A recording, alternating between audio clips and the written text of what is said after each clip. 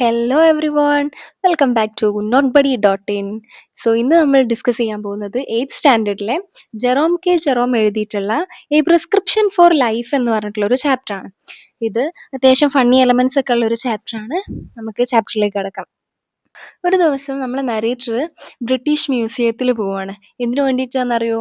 അദ്ദേഹത്തിന് hey fever ഉണ്ട് എന്നുള്ളൊരു സംശയം തോന്നി. അപ്പം അതിനെപ്പറ്റി മെഡിക്കൽ എൻസൈക്ലോപീഡിയ ഒക്കെ വായിക്കാൻ വേണ്ടിയിട്ടാണ് പോകുന്നത്. ഇന്നത്തെ പോലെ അന്ന് കുറച്ച് മുന്നേ ഉള്ള കാലത്ത് നമുക്കിപ്പോൾ എന്തും ഗൂഗിൾ ചെയ്താൽ കിട്ടും അല്ലേ? പക്ഷെ അന്ന് എന്താണ്, അന്ന് ഈ ഒരു സംവിധാനമൊന്നുമില്ല. അതുകൊണ്ട് തന്നെ അദ്ദേഹം എന്താണ്, എൻസൈക്ലോപീഡിയ വായിക്കാൻ വേണ്ടിയിട്ട് സ്റ്റാർട്ട് ചെയ്യാണ്. ആദ്യം അദ്ദേഹം ഹേയ് ഫീവറിനെ കുറിച്ചാണ് വായിച്ചിട്ടുള്ളത്. പിന്നെ അദ്ദേഹം പേജുകൾ ഇങ്ങനെ തിരിച്ചും മറിച്ചും പല രോഗങ്ങളെ പറ്റിയൊക്കെ വായിച്ചു തുടങ്ങുകയാണ്. വായിച്ചുകൊണ്ടിരിക്കുമ്പോൾ തന്നെ എല്ലാ രോഗങ്ങളുടെ ലക്ഷണങ്ങളും അയാൾക്ക് ഉണ്ടെന്ന് തോന്നുകയാണ്.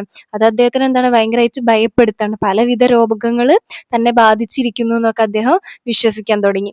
അങ്ങനെ തുടർച്ചയായിട്ട് കൂടുതൽ രോഗങ്ങളെ കുറിച്ച് വായിക്കുന്നതിനനുസരിച്ച് എന്താണ്, ടൈഫോയിഡ്, സെൻ വൈറ്റ് ഡാൻസ്, മലേറിയ, കോളറ, ഡിഫ്തീരിയ തുടങ്ങിയ എല്ലാ രോഗങ്ങളും തന്നെ ബാധിച്ചു കരുതാണ്. കാരണം വായിക്കുന്ന എല്ലാ സിംറ്റംസും എന്താണ്, അദ്ദേഹത്തിന് ഫീൽ ചെയ്യാണ്.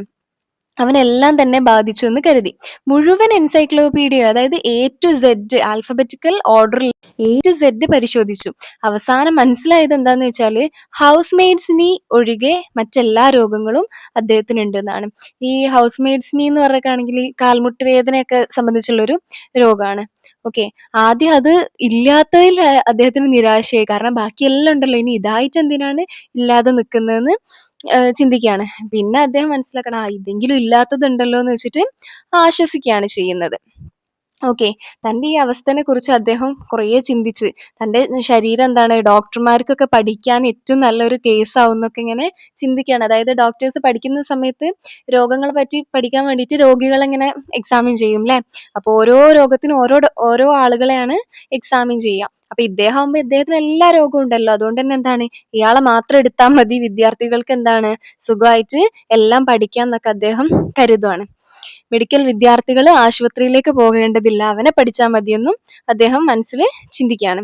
അവൻ തന്നെ പരിശോധിച്ചു, പൾസില്ല, ഹൃദയമിടിപ്പില്ല, സ്കാർലറ്റ് ഫീവർ വരെ ഉണ്ടെന്ന് ഉറപ്പിച്ചു. അതായത് പൾസ് ഒന്നും അദ്ദേഹത്തിന് ഫീൽ ചെയ്യുന്നില്ല. അതുപോലെ അദ്ദേഹം തന്നെ ഇങ്ങനെ ഉറപ്പിക്കുകയാണ്, ഒരുപാട് വലിയ വലിയ അസുഖങ്ങൾ ഉണ്ട് എന്നുള്ളത്, സീരിയസ് ആയിട്ടുള്ള ഇഷ്യൂസ് ഉണ്ട് എന്നുള്ളത് അദ്ദേഹം ഉറപ്പിക്കുകയാണ്. ആരോഗ്യവാനായിട്ടാണ് മ്യൂസിയത്തിലേക്ക് കയറിയതെങ്കിലും ഭയങ്കര ഒരു വലിയ രോഗിയായിട്ടാണ് അദ്ദേഹം പുറത്തിറങ്ങുന്നത്. ഓക്കെ, അദ്ദേഹം തന്റെ ഡോക്ടറെ കാണാൻ ഏതായാലും തീരുമാനിക്കുകയാണ്. ആ ഡോക്ടർ അദ്ദേഹത്തിന്റെ സുഹൃത്തുമായിരുന്നു. അതുകൊണ്ട് തന്നെ പെട്ടെന്ന് കൺസൾട്ട് ചെയ്യാനും പറ്റും. തനിക്ക് എല്ലാ രോഗങ്ങളും ഉണ്ടായതിനാൽ ഡോക്ടറിന് നല്ലൊരു പ്രായോഗിക പരിചയം ലഭിക്കുമെന്നാണ് കരുതുന്നത്. ഡോക്ടർ ചോദിക്കുകയാണ്, എന്താണ് പ്രശ്നം?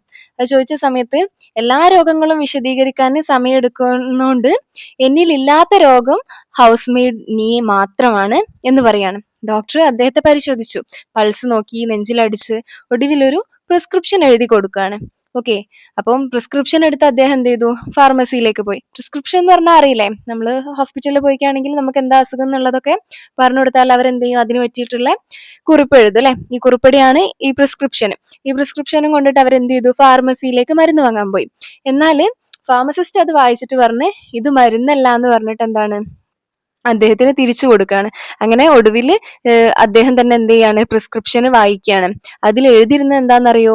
നല്ല ഭക്ഷണം കഴിക്കുക, ഇടയ്ക്കിടെ വെള്ളം കുടിക്കുക, ഓരോ രാവിലെയും എന്താണ് 10 മൈൽ ദൂരം നടക്കുക, എന്നിട്ട് രാത്രി 11 മണിക്ക് ഉറങ്ങുക. മനസ്സിലാകാത്ത കാര്യങ്ങൾ എന്താണ് കുറിച്ച് അനാവശ്യമായിട്ട് ചിന്തിക്കരുത്, അതായത് ഓവർ തിങ്ക് ചെയ്യരുത്. അദ്ദേഹം ഈ ഒരു നിർദ്ദേശങ്ങൾ അനുസരിച്ച് ആരോഗ്യത്തോടെ ജീവിച്ചു. അദ്ദേഹം തിരിച്ചറിഞ്ഞത് നല്ല ശീലങ്ങളാണ് യഥാർത്ഥ ജീവിതത്തിനുള്ള മരുന്ന്. അതായത് ഇദ്ദേഹം നമ്മളിങ്ങനെ ഒരുപാട് വായിച്ച് ഇങ്ങനെ ടെൻഷൻ ആവുന്നതിന് പകരം സത്യത്തിൽ എന്താ ഉള്ളത് എന്നുള്ളത് നല്ലൊരാളെ കൺസൾട്ട് ചെയ്യാണ് വേണ്ടത്. അതായത് കുറെ ഇങ്ങനെ വായിക്കുന്ന സമയത്ത് നമുക്ക് തന്നെ ഇങ്ങനെ ഫീൽ ചെയ്യണം, ഇതെനിക്കുണ്ടല്ലോ, അങ്ങനെ ചിന്തിച്ച് പോവാണ് അദ്ദേഹം. അപ്പൊ ഇതൊക്കെ അയാൾ ഓവർ തിങ്ക് ചെയ്തിട്ട് ഉണ്ടാക്കി വെച്ച കാര്യങ്ങളാണ്. അയാൾക്ക് പ്രത്യേകിച്ച് അസുഖങ്ങളൊന്നും ഇല്ല. ഈ ഒരു പറഞ്ഞു കൊടുത്ത ഡയറ്റ്, ഈ ഒരു ഡയറ്റ് പറഞ്ഞില്ല, എന്തൊക്കെയാണ് ഈ ഡയറ്റ്?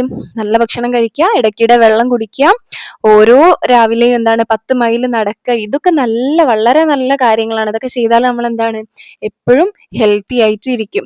ഓക്കെ, അപ്പൊ ഈ ഒരു ചാപ്റ്റർ ഇത്രയേ ഉള്ളൂ, സിമ്പിൾ ആയിട്ടുള്ള ചാപ്റ്റർ ആണ്. ഈ ചാപ്റ്ററിൻ്റെ ക്വസ്റ്റ്യൻ ആൻസറും ആക്ടിവിറ്റീസും എല്ലാം notebuddy.in എന്ന് പറഞ്ഞിട്ടുള്ള സൈറ്റിൽ അപ്ലോഡ് ചെയ്തിട്ടുണ്ട്. എക്സാമൊക്കെ ആവാനായതാണ്. നോട്ട്സൊക്കെ നന്നായിട്ട് വായിക്കുക, മനസ്സിലാക്കുക, ടെക്സ്റ്റ് വായിക്കുക, പഠിക്കുക. എന്തെങ്കിലും ഡൗട്ട്സോ കാര്യങ്ങളോ ഉണ്ടെങ്കിൽ കമൻസിൽ ചോദിക്കാം. ഈ ക്ലാസ്സൊക്കെ ഇഷ്ടമാവുന്നുണ്ടെന്നുണ്ടെങ്കിൽ ലൈക്ക് ചെയ്യുക, ചാനലൊന്ന് സബ്സ്ക്രൈബ് ചെയ്യുക, ഫ്രണ്ട്സിനൊക്കെ ഒന്ന് ഷെയർ ചെയ്ത് കൊടുക്കുക. എല്ലാവർക്കും ഒന്ന് യൂസ്ഫുൾ ആവട്ടെ. ഓക്കെ, നന്നായിട്ട് എക്സാം എഴുതാം. നെക്സ്റ്റ് വീഡിയോയിൽ കാണാം. ബൈ.